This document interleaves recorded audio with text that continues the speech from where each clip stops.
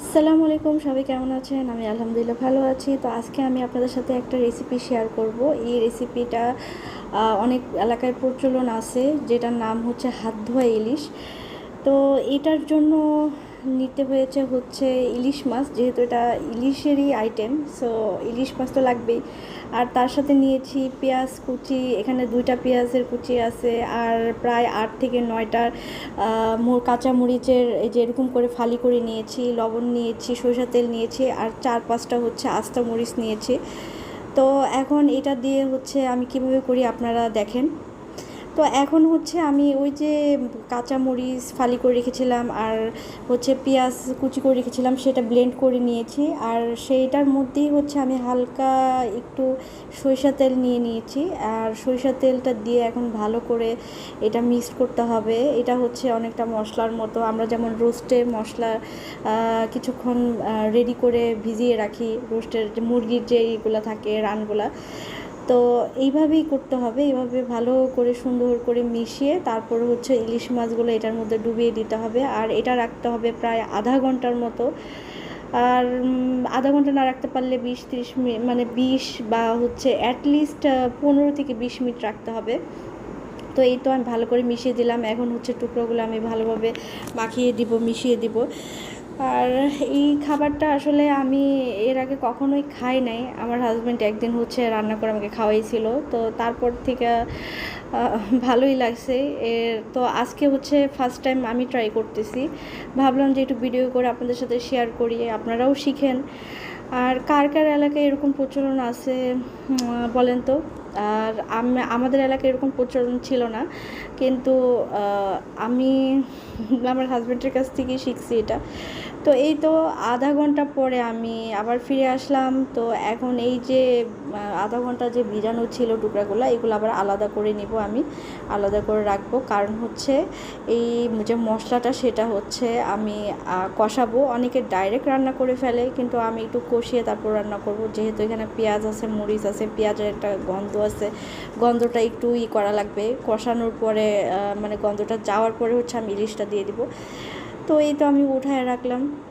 তো এখন এই যে মশলাটা, এই মশলাটা হচ্ছে এখন আমি কষাবো কড়াইয়ের মধ্যে।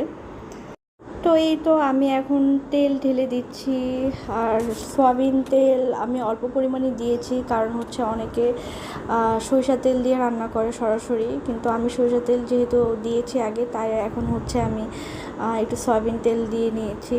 আর এটা একটু গরম হতে দিব, এখন একটু হালকা গরম হলে তারপর হচ্ছে আমি ওই পেঁয়াজ আর হচ্ছে মরিচের যে মশলাটা বানিয়েছিলাম ব্লেন্ডারে, সেটা হচ্ছে আমি ঢেলে দিব।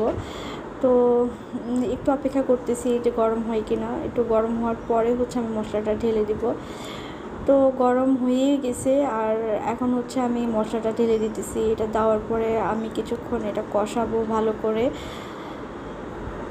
তো এই তো এখন আমি এটা ঢেলে দিলাম। তো এখন হচ্ছে এটা ভালো করে কিছুক্ষণ কষাবো। তো এই যে আমি এখন এটা মানে কষাচ্ছি, একটু হালকা লবণ দিয়েছি। আর এই তো কষানো হয়ে গেছে, দেখতেই পারতেছেন যে পেঁয়াজের যে ইয়াটা ছিল সেটা অনেকটা শুকিয়ে আসছে পানিটা। তো এখন হচ্ছে আমি মাছগুলো ঢেলে দিব, আর ঢেলে দেওয়ার পরে হচ্ছে 1 কাপ পানি দিয়ে আবার একটু কিছুক্ষণ কষাবো, তারপরে হচ্ছে বেশি করে পানি দিব। তো আমি সবগুলা মাছ ঢেলে দিলাম। তো এখন 1 কাপ পানি হচ্ছে ঢালবো, ঢেলে হচ্ছে অল্প কিছুক্ষণ কষাবো, মানে বেশিক্ষণ লাগবে না, 1 বা 2 মিনিট কষালেই হবে। তো এখানে কিন্তু আমি কোনো মশলা ইউজ করিনি, আপনারা কি খেয়াল করেছেন? আমি কিন্তু কোনো মশলা এখানে দিইনি। তো এটা হচ্ছে যারা হচ্ছে খুব ঝাল খায়, মশলা খায়, ওদের জন্য এটা ভালো নাও লাগতে পারে। এটা অনেকটা পাকিস্তানি পেশোয়ারি যে মাংসটা, সেটার মতোই কিন্তু রান্না। আর তারপরে বলবো যে একটু টেস্ট করে দেখতে পারেন, একদিন রান্না করে খেয়ে দেখতে পারেন কেমন লাগে। আমার মনে হয় ভালোই লাগবে। তো এই তো বেশি করে পানি দিয়ে এখন আবার আমি বসিয়ে দিলাম। এখন এটা জাল হতে থাকবে আর রান্না হতে থাকবে, আর পানিটা শুকাবে। পানিটা যখন একদম শুকিয়ে মিডিয়াম পর্যায়ে চলে আসবে, তখন হচ্ছে এটা রান্না শেষ হবে। তো আমি এটা ঢেকে দিলাম। তো আমি 20 মিনিট পরে ঢাকনাটা এখন উঠিয়ে দেখব যে আসলে পানি কতটুকু শুকালো। আর কেমন অবস্থা। তো এই তো দেখতেই পারতেছেন কালারটাও কত সুন্দর হয়ে গেছে, ঝোল মানে একটু পানি যেহেতু কমে গেছে তাই এটা এখন ঝোলের পর্যায়ে চলে আসছে, তাই এখন এটার কালারটা অন্যরকম হয়ে গেছে। তো এই পর্যায়ে হচ্ছে ওই যে আমি আস্ত কাঁচামরিচ রেখেছিলাম 5টা, তো সেটা হচ্ছে আমি এখন দিয়ে দিব, যেন তরকারির ঘ্রাণটা একটু অন্যরকম হয় আর একটু এক্সট্রা ঝালও হয়। তো এটা দেওয়ার পরে আমি আবার একটু নাড়াচাড়া করে দিব, দিয়ে তারপর হচ্ছে কিছুক্ষণের জন্য আবার ঢেকে দিব।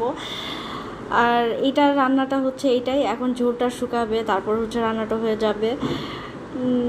আর আপনাদের মানে যারা হচ্ছে এলাকায় এগুলো রান্না করে খান, যাদের এলাকায় রান্না করে খান তাদের মানে আসলে তারা দেখে খুব খুশি হবে যে তাদের এলাকার রান্নাটা আমি করতেছি। আর আরেকটা ভুল কাজ আমি করে ফেলছি, সেটা হচ্ছে অতিরিক্ত পানি দিয়ে ফেলছি। এটা করা যাবে না, অতিরিক্ত পানি দিলে আবার মানে মাছের যে ইয়াটা সেটা ভেঙে যাবে, যেটা আমার ক্ষেত্রে হয়েছে, মাছ 1-2টা ভেঙে গেছে। তো পানি আসলে মিডিয়াম দিতে হবে। তা আমি আবার ঢেকে দিলাম। তো আবার 20 মিনিট পরে এখন আসলাম, এসে দেখলাম যে হ্যাঁ ঝোল অনেকটাই শুকিয়ে গেছে আর এই তরকারিটা হয়ে গেছে। এই ছিল আমার হাত ধোয়া ইলিশের রান্নার রেসিপি। কেমন লাগলো সবাই জানাবেন আর আমার জন্য দোয়া করবেন। আল্লাহ হাফেজ।